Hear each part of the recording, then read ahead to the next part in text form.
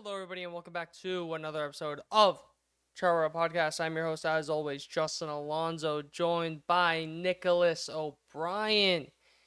Before I ask Nicholas O'Brien how he's doing, I just want the record to show that this is a Yankees-only episode, and we will have a full season in memoriam season recap for the Mets coming out in the next 2 days. But this one is Yankees only. Unfortunately, we may have a Yankees one joining that one soon.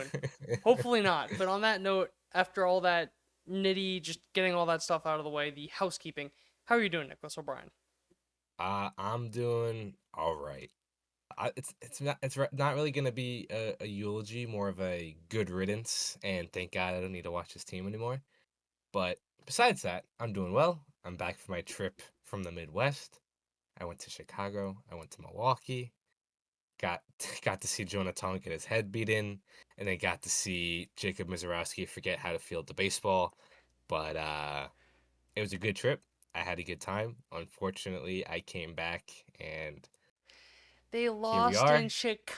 Chicago.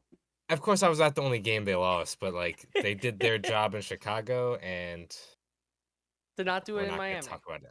Yeah, But but that's for another day. neither here nor there. I'm doing good. I'm doing well. Playoff baseball, love it. I was Yeah. watching all of it Fucking throughout the crazy. day on the plane back. When I got home, just excellent games yesterday. Outside of one. But I don't Outside of one, no normal people were up for that game. I'm talking about you exactly. West Coasters.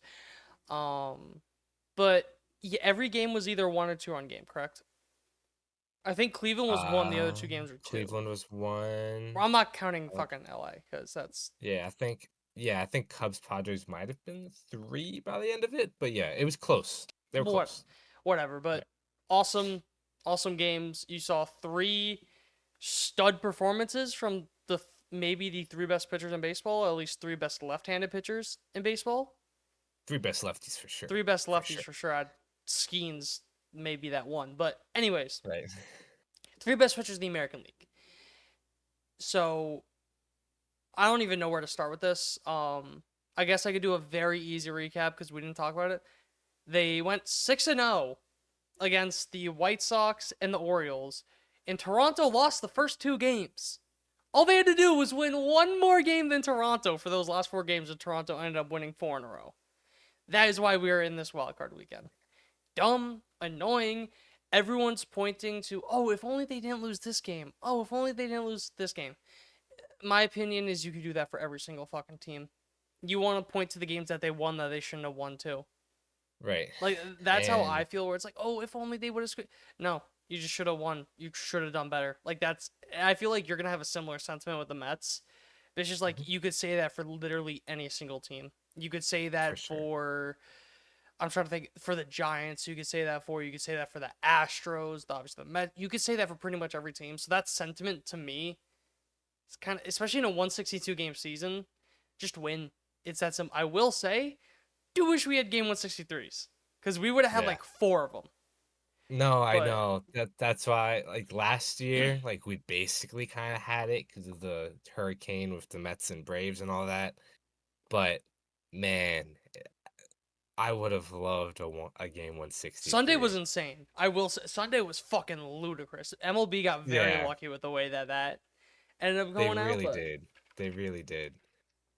because But obviously we didn't talk to you through the week, but the up down, up down, up down, up down in the standings was yeah, ridiculous. But that last week was probably like the what everything MLB could have asked for. Right, there yeah, was, like you said, it was up and down the entire week. There was standings changing after every game. Like the playoff odds on Fangraphs was like fucking going haywire. oh my But god. again, it was great for baseball.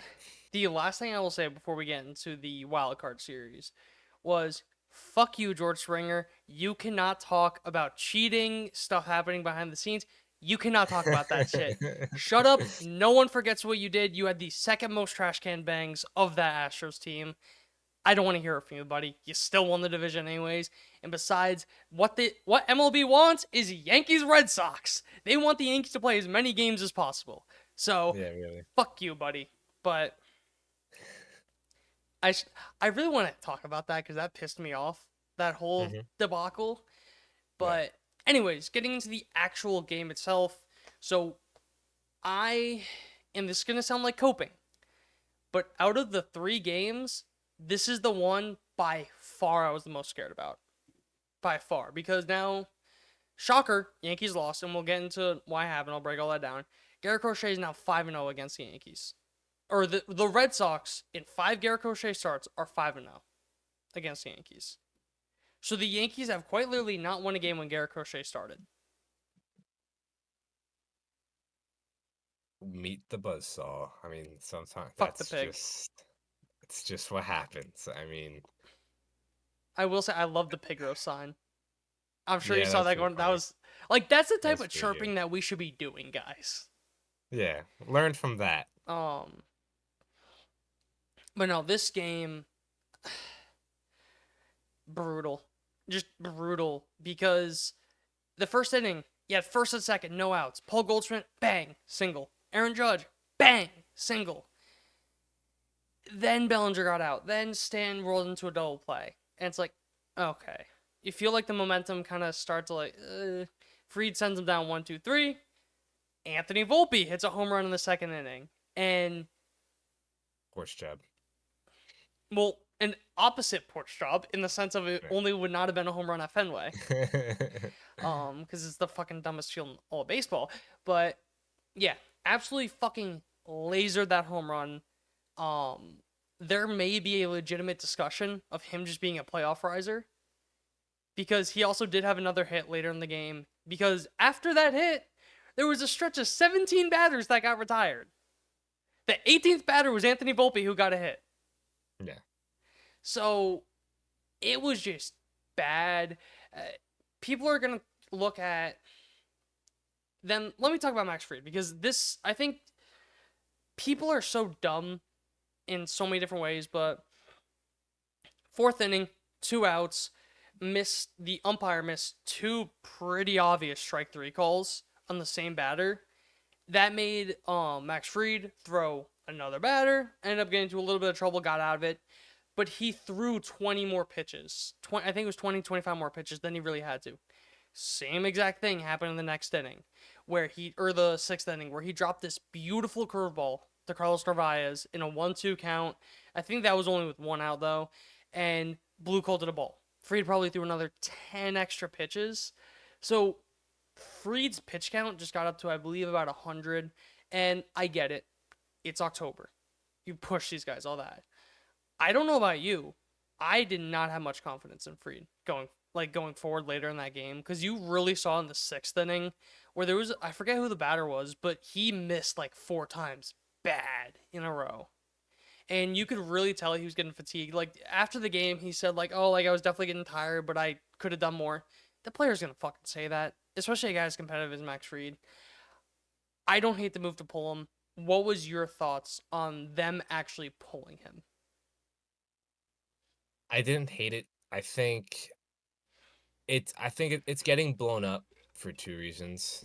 A, the Yankees bullpen coming into the playoffs, not It's that not great. nearly as people are comparing this to Garrett Cole in Game 1 in the World Series last year. Not nearly as bad. Yeah, Not no, even close definitely to not. as bad in my opinion. But Definitely not. And number 2, you saw Google go like what, like 107 pitches in like 8 innings or whatever, like I think it was 7 and 2/3, whatever, you know, 3 hours before that. And I understand the sentiment of leaving him in. Personally, I probably would have done batter to batter because he did get Jaron Duran out. Just look, it's the 8 and 9 hitter, right? Like, go at that rate, go batter, have someone ready, go batter to batter. Someone gets on, take him out. But what Freed doesn't have that guys like Scooble and Crochet have is overpowering stuff. If Crochet misses 98, 99, that's fine. There's still a high chance you'll get a swing and miss. Schoolboy was pumping 100, 101 at like pitch 102. So again, if he misses, there's still a good chance he has swing and a miss. When you're someone like Max Fried, who relies more on command than stuff, if his command's starting to wane, I think that's obviously a red flag. And the velocity dip as well. That's obviously a red flag that I'm sure the Yankees noticed that played a huge decision in that part. So, long story short, I don't hate it. Personally, probably would have gone better to better. I agree on the batter to batter part because he is your ace at the end of the day. I also don't hate it because I was losing so much confidence in Freed. Mhm. Losing confidence in that start the longer Yeah. that he pitched, just because you could tell the control was starting to dip. He was starting to hang more pitches, more middle of the zone. I like it. My issue was bringing in Luke Weaver, who was one of the worst relievers in all of baseball the last month in September. I think he had an over 9 ERA, and he blew multiple games for the Yankees where he just looked bad, flat out just bad. So I don't like putting in Luke Weaver there. At it, it just sucks because this went right into Boston's plan in the sense of, all right, once Fried's out, we're just gonna stack all the lefties, put all the lefties back in because the Yankees only have Tim Hill in the bullpen. But I, it's tough because there wasn't an easy answer. But I feel like Luke Weaver was very clearly, obviously, not the first guy that you should go to a one-run game. Yeah, I think, again, in this way, I texted you this, like, what, An 2 hour hours ago, ago. whatever. 5 seconds of looking at Baseball Savant. Rafaela has a -5 run value against sinkers. And then Nick Sogard, right? Yeah. Nick Sogard is then the 9 hitter. So whatever. Camilo Duvall should be in that game. Again, on top of Weaver being one of the worst relief pitchers over the past month, I just don't think it was a good matchup. Yeah. And being Weaver, you obviously just can't walk a guy who No. does not take walks in that situation. No, you can't. And something too about that was you had the walk from him, then Sogard had the double, which was really just like a hustle double. Judge didn't really throw it. I am conflicted because part of me says like I really, not that I don't care about how hard he's throwing the ball, but I'm not gonna hold it against him because he's very clearly playing hurt. And in the back of my head, I almost have him penciled in for surgery after the year. Hmm. Again, not confirmed, not anything, but that just kind of feels like where it's at. And but the other part of me is like, if you're a Judge, you gotta let Grisham get that ball.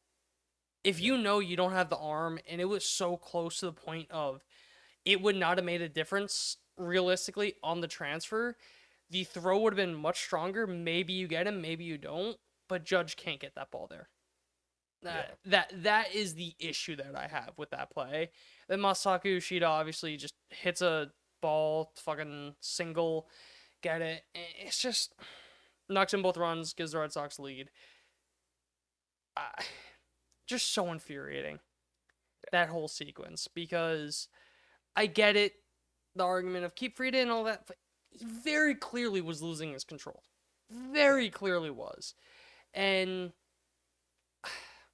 it's so frustrating. Just that whole point. But that's still not even the most frustrating part of this entire game.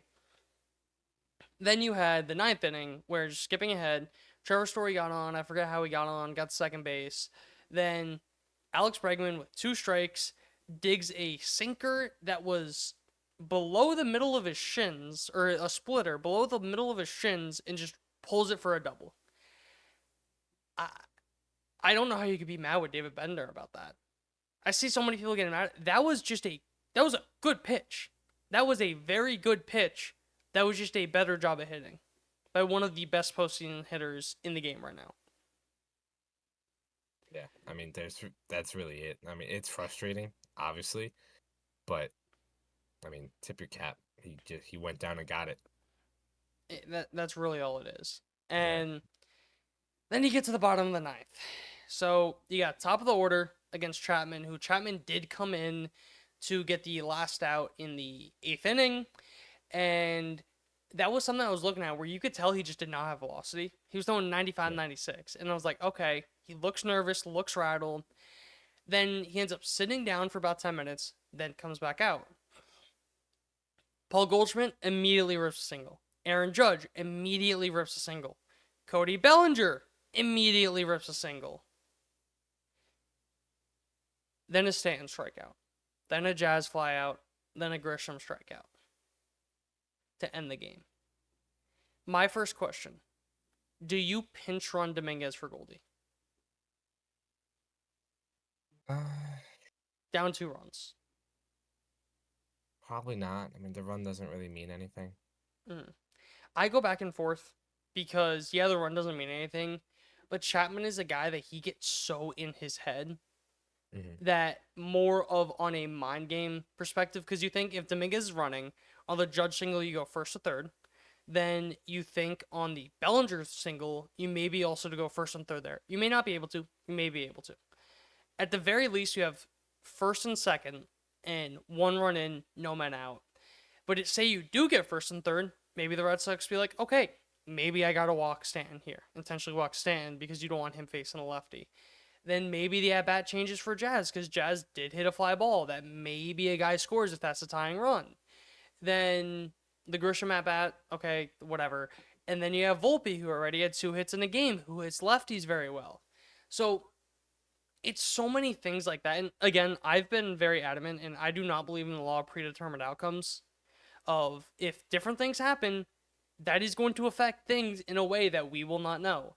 So that's another reason why, like, okay, maybe Dominguez gets a little bit better. Maybe that gets Chapman's head. But at the same time, maybe the defense is playing differently and they end up getting some of those plays. Maybe Chapman's pitching differently. So we'll never know how that is. And I think the bigger issue is how Ahmed Rosario was starting against Garrett Crochet. Very much so deservingly. He is 6 for 9 against Crochet in his career. Like, he just should have been started. Ends up going 0 for 3 with 3 groundouts against Crochet. They're down 1 run. And then you put in Jazz as a defensive replacement, knowing that for the Yankees to win that game, the 5 spot is most likely going to come up against a lefty. And you don't have a righty on your bench. That's my issue. I just don't understand the move. That just seems like a move just to make a move. You Yeah, I think know, that. you go. Sorry. I was gonna say I think that's just overmanaging 101. You know that spot in the for you to win this game, that spot has to come up unless you just hit like fucking home runs and that's it. But most Yeah, likely that spot is going to have to come up. right. So it doesn't make sense to me because that's also a thing of you could be like, oh, well, you don't want Jazz in that situation. No, I don't want a guy that has been cold all day that got hit in the forearm the other day and may have a forearm injury coming off the bench cold against one of the best pitchers in baseball right now. No, I do not want that. I would much rather the guy who has had a couple of good at bats in the game that has been hot, that hits better against lefties in that spot. Yeah, So I and will say the Max Fried thing is getting overblown. I think this Ahmed Rosario and him putting in Luke Weaver are such big issues. yeah, I agree. And also, Jazz is like average against lefties. He like it's a disadvantage to have him up there. And even Jazz, he doesn't do well with those overpowering lefties. He does not do Right. well against those type of guys. So it literally Yeah. just could not have been more of a mismatch. And another thing too that just feels really weird, and it's a minor thing, but it could have come into play there. Why is JC Escarra on this roster over Austin Slater? Oh my God! Thank you. That's what I You're gonna wanted to play talk 3 about. I catchers in a forgot. game? That doesn't make sense to me. Like, I will say I get today or yesterday starting Ben Rice over Austin Wells because you want to, because Freed's more comfortable with Austin Wells, whatever, this, that. And hey, that worked. Freed pitched awesome. Austin Wells had a couple of really good at bats. But what is JC Escar, who hasn't been on a big league team and call it, or hasn't a big league at bat in like a month or two, Right. gonna do for you? Is he pinch Yeah. running? Like, I doubt it. that's what I'm making. Like, I just don't see the value here. I don't know, but Yeah, Austin Slater not being on this roster makes no sense. That I completely forgot about that, and I did want to talk about that, and obviously I got your reaction there, so I don't need to ask you how you feel about it. But it doesn't make any sense when you know you're gonna face Crochet at least, well, not at least once, No. but like you know you're facing him game one. Chapman's gonna get there at one point, and the Red Sox have one, two, three, four, five lefty pitchers on their postseason roster. I don't get that. Like, Yeah. imagine you had Austin Slater there to hit for Jazz. Who is one of the best pinch hitters of all time, and that is not hyperbole. Right. Another thing And too, imagine if you had Austin Slater starting over Trent Grisham, who went right. 0 for 4 with 4 strikeouts. Yeah. I don't know. It felt very odd. Like such an odd choice. I will say he hasn't been good with the Yankees. I think he's 3 for 26 as a Right. Yankee. Right. But still, Who cares? That was the regular why? season. It's Yeah. October now. Don't care. Yeah, I don't understand that. Like I know he got hurt too, but I just feel like the Yankees traded for him and then didn't Yeah. use him. How do you Which feel about Caballero starting at third and Ahmed Rosario starting at second? perfectly fine. Makes Yeah. all the sense in the world. I didn't know this. I saw this earlier this morning. I forgot who. I wish I saved the Was tweet, it the but freed ground basically, balls? no. Okay. Long story short, Crochet had like one of the best seasons in history of the game against left-handed batters. Yeah, they had a Like he 450 held OPS. right, he held lefty batters to one of the lowest OPS average, whatever you want to use, in history. Yeah. That's all I need to know. Yeah, no, I forget the exact numbers, but I know it was about 200 higher against righties. It was like a 650 against righties, which is still good, still really good, Yeah, but not 450. right. And it's also a thing of the whole Jazz thing feels like it was almost inverse because I'll give credit to Jack Curry because he did tweet this. One of the things of the reason why they had Caballero at third and Rosario at second instead of like Jazz at second, Rosario at third, is because Max Fried has gotten 290 ground balls this year. 90 of them have been to third base. So that's just his bread and butter. And how many ground balls to third base did he have this game? A million. Like it really felt Yeah, like every inning he had at least 1 or 2 ground balls third base.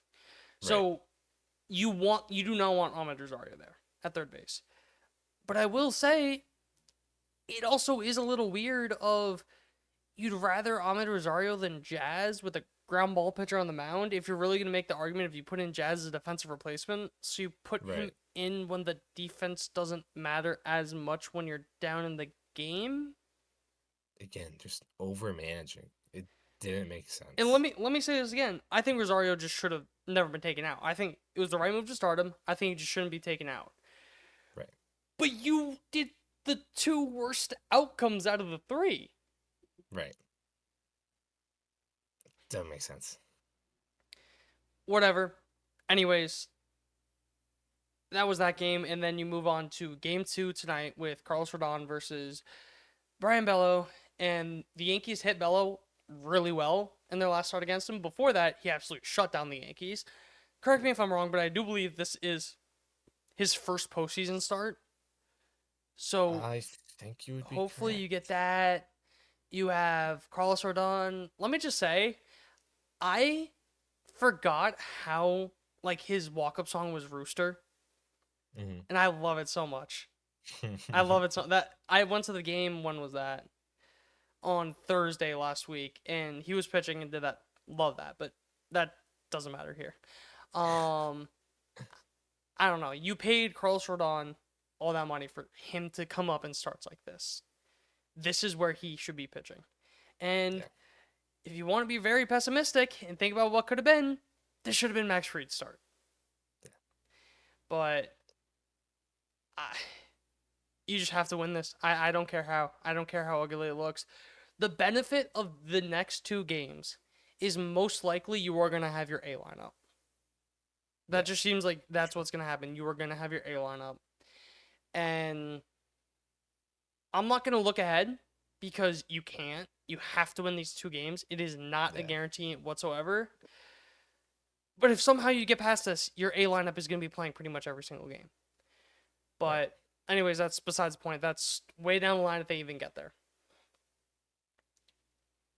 I don't even know what I was going to say. I know what I'm going to say. I just forgot what I'm going to say. The stat that like everything keeps bringing on is that no team since the wild card got added, the 3-game thing got added in 2020, and then I think they skipped a year and then added it fully in 2022. Yeah. In those years, only 2 times has a team lost the first game and then won the next 2 games. And both those years were in the COVID year. Yeah.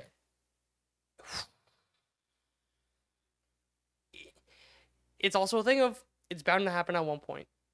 And you have a much better advantage in these 2 games than you did in the first game. And on top of it, we were talking before the show, it looks like the Red Sox are going to do like a pseudo bullpen game for game Yeah. 3. So if you If could it gets knock Bayo out and don't let him pitch in the 6th inning, don't let him pitch in the 5th inning, you're going to tax their bullpen for that ever so important game 3. Yeah. So, and that's what makes Carlos Rodon's start even that much more important, because if you could save the bullpen for Cam Schlittler, who's probably going to have like one of the shortest.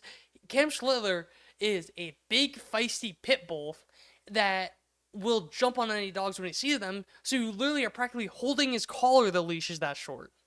Yeah. So you need phenomenal start from Rodon, and you need to get Bello the fuck out of there before the 5th inning. Because that's my biggest issue with how the offense was with Garrett Crochet. First off, going 17 in a row, just retired, ridiculous. I'm sorry. I get it. He's an ace. He's a great pitcher. Work the counts. That's what they were doing earlier in the game. And hey, guess what? That was working. And then it got to a point where he had like a 9-pitch inning in the 6th and then like a 10-pitch inning in the 7th. And he was able to pitch in the 8th. That should not have happened. He should not have been able to pitch in that 7th inning. You were working the count so well, and then you said, nah, I'm good. I don't get where that mindset shift came from. Like, realistically, the only guy that should not have been taking every single first pitch was Aaron Judge. Realistically, the only guy that I think had permission was Aaron Judge, and maybe Stanton. Right. So I just don't get it. And the most frustrating thing, too, is that, say the Yankees get knocked out this year, Aaron Judge had 2 hits yesterday in important spots. Yeah. Off 2 disgusting pitchers.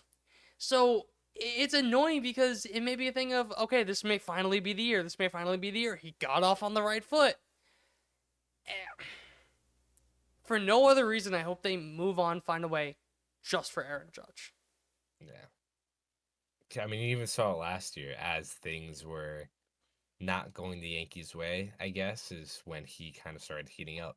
And before that, obviously, And I get what you're saying, and I know you're not making a point about anything, Yeah. but it's also completely different because that was 3 series into the playoffs. This is the first Right. game.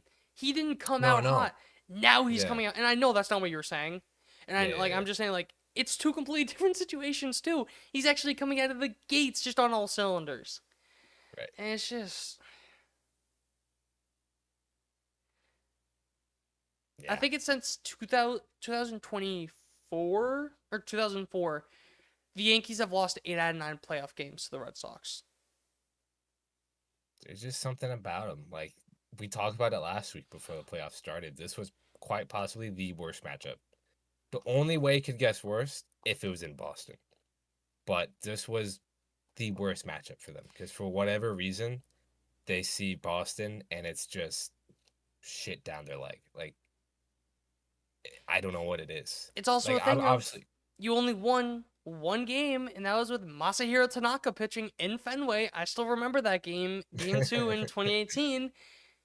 Who was the manager for all those games? Where they just do not come out ready to play against these guys. And I've always said, I don't believe the manager has that big of an impact. Overmanaged this game that may have lost them this game, and they just do not show up ready against these type of matchups. yeah. There's a lack of mental fortitude, it seems like. It's just they see Boston and they're kind of just like, they tighten up, they press, they want to make, they want to hit a grand slam with nobody on base, Yeah. which obviously, They want to go 9 for 6 with 10 home runs. Like, no, that right, just no. yeah, it's just something about it, and obviously having Garrett Crochet doesn't help, you know, Which but I'm not taking anything away from him. He pitched like a fucking monster. that's an ace. That's an ace. That's an But ace. you have to work the fucking counts against him. That's the only way Right. that you. I was texting Evan, our older roommate, for obviously you know who Evan is. Other people Right. don't, may not. And I said like Garrett Crochet like cannot pitch past the 6th inning. Yeah. Ideally, you want to get him so he doesn't pitch in the 6th, but he cannot pitch past the 6th inning, and you let him. You let him, frankly. If he went 6 innings, you would be Ecstatic. ecstatic. So happy. But If you went 7, you would have been like, all right. yeah. Like that. But you played right into the Red Sox hands, which they've done for this entire Alex year, Cora it feels literally like. did nothing and outmanaged Boone by a mile. Yeah. He literally did nothing except stay to the plan that they said and made Boone look like an absolute idiot. And Yeah. again, I think some moves they'll say like hindsight, what that like, especially with the Freed thing. I think that is just complete hindsight. Especially Yeah. when you look at, like I said, he was losing his control. But the other moves are like, dude, are you like? Yeah, you could say like, oh, it just happened to work out that way. Yeah, but most people would have seen it. That is a very real possibility of it happening that way. Right. It's ridiculous. So many conflicting ideas. I, it's gonna be tough, but you gotta win tonight. And then if you win tonight, God only, I have no idea how to feel about tomorrow. Yeah, then tomorrow it's It's all a hands on crapshoot. deck. Yeah. Tomorrow is where Cam Schlittler either has a bad start to rookie whatever, or he starts the beginning of a legendary postseason identity with the Yankees. Yeah. There is no in between if the Yankees can make it to Game 3. Yeah. But it starts with tonight. So Yeah. you gotta get on Bayo early and like you said, at least work the count. At least get his pitch count up. At least get him out early. If you're not gonna score, you gotta get him out of the game. And the good thing, as I mentioned earlier, you're most likely gonna have your A lineup for these next 2 games. Because Ben Rice is playing in the postseason. Yes. We're back. Jazz Chisholm It's is starting. I get it. You didn't want to start both of them against Garrett Crochet, which I agree with. But they just have to be starting. And we didn't mention it, but Lucas Giolito, the reason they are doing a bullpen game is Giolito has a forearm issue. So was it a forearm or elbow? I think it was elbow. I think it's elbow. Whatever. He has an issue with his throwing arm, so he's not on the wild card roster. Right. Thus cannot pitch. Thus the wild card game or the bullpen game for potential Game 3. Yeah. What are your biggest keys for this game? Who is the one guy that you are looking at that you're like, all right, buddy, it's on you? Easy answer is Judge, right? Yes and no. The other easy answer is Carlos Rodon. Yeah, that's... You set the tone. You're the starter. You set the tone. Yeah. If he lets up a run, even if he lets up a base runner, if he gets into any form of trouble in the first inning, I think that's it. I think that rattles the team. I think he needs to have like a 1-2-3 inning, 2 strikeouts, and get the batters up. Like, I just feel like it's going to be such a mental game. Yeah. And that's the issue with the Yankees. You can flip that on Bayo, though, because I'm pretty sure this is first postseason start. Yeah, I looked at it. He's not started postseason. With the chance to send your team to the next... Obviously, it would be worse if it was an elimination game, but chance to send your team to the next round, knock out the Yankees, all that. Yeah. So... And he's coming in not all that hot. In September, he had a 5.4 ERA. Yeah. He gave up 3 runs in all but one of his September starts, including 4 runs in 5 innings against the Yankees. So, but before that, he went 7 innings of no runs. So. We don't talk about that. The stadium also has to be fucking jumping. I don't need any of this bullshit of the stadium losing the energy because they lost game 1. No. I don't care. Like, I get the World Series, like, when they were there was, like, a lack of energy at times because you were down 3-1, the odds you come back. There's been so many times this year the Yankees have lost the first game of a series and then absolutely dominated the next two. Yeah. Make this one of those times. Yeah, like you said, it hasn't happened yet, but It's bound to happen at one it's point. gotta happen. It's Like, gotta it is happen. a thing of there is no way that this is always how it goes in a 3-game Yeah, set. right, And I also feel like it's a thing of how often does one team have such a significant advantage in the first game, but then not really that big of an advantage in the next two. right. If any at all. So I don't know. I think the only advantage the Red Sox have in Game 2 is the fact that they're up 1-0. I was gonna say that and just the mind games Yeah, well, and yeah, just the mental aspect of it. for sure, for sure. And I So guess arrested well, that bullpen. also goes Other, into it too. yeah, The sense of you're like up the mind game. 1-0, That's part of the mind thus, games. Yeah. yeah. Yeah. So Hit Bayo. That's what you just got to do. And you yeah, got to get him out there. He cannot be pitching in the 6th inning. That would be a joke if he's pitching in the 6th inning. I'm sorry. yeah, Like if he's pitching in the 6th inning, unless Carlos Rodon is throwing is White Sox no hitter Carlos Rodon, yeah. then I don't see how the Yankees win this game. Frankly, especially because say what you want about the Red Sox bullpen, about how the middle and the front of it is not good. But Whitlock Chapman is probably the best 1-2 punch in all of baseball, except for maybe the Padres. Yeah. So definitely in the American League. So you can't because you let him go 6, they only have one guy they need to bridge that gap. And Yeah. that can happen with bullpen guys. You just throw a guy that throws a million miles an hour, figure it out, especially if so many lefties. Starting for the Yankees, they're probably just going to throw a lefty in that lane. Yeah, you're So probably going to see there's Justin Wilson, Steven Matz, Payne Tolley, who probably will start Game 3, so you probably don't see him. Kyle Harrison and Connelly early are all the lefties in the bullpen, so you're probably going to see one of them if they get to the middle late innings. These guys are hittable. I mean, none of them really throw all that hard. So I don't know. I also think I've, I was I just gonna say I also think it's a thing of if what happened last night happens again, I think Boone's job is seriously on the line in the sense of he just gets completely outmanaged again.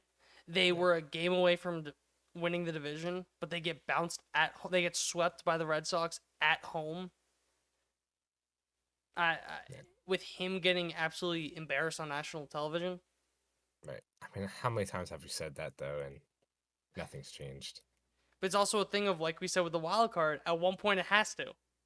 Yeah, no, fair enough. So at what point will it be that? Something's got to give. Yeah. Yeah, Bruce Bochy's available. Yeah, if he can make Got a the lot of walk old to guys. fucking pitcher's mound and take out the pitcher. But that's all I had.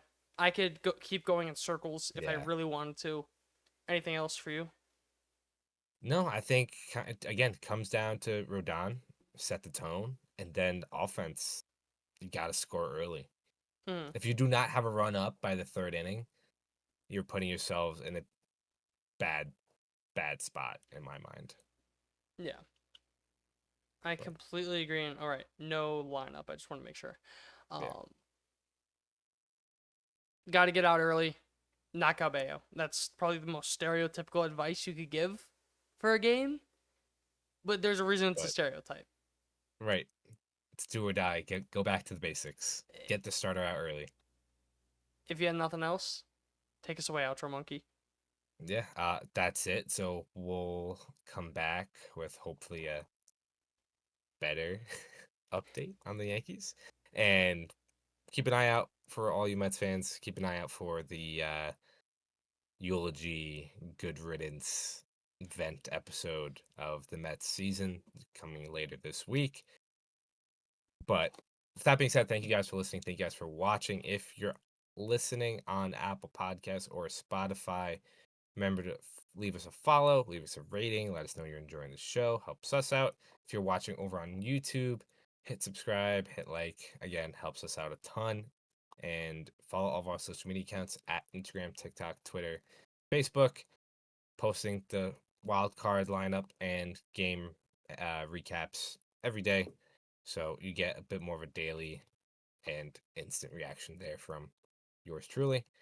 But again, thank you guys for listening, watching, and we'll see you with another episode probably soon.